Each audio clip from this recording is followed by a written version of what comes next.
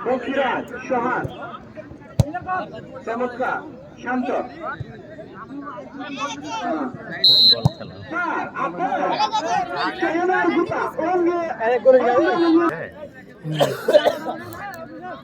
phone দিয়ে বললো যে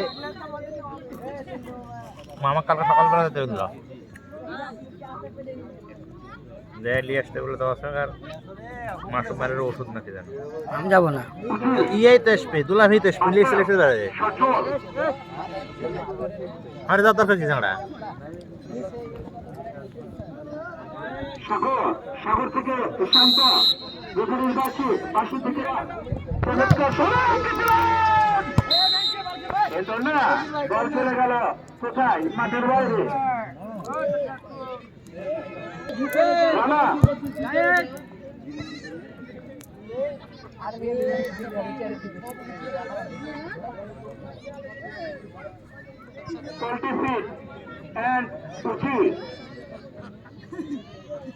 শান্ত সোহান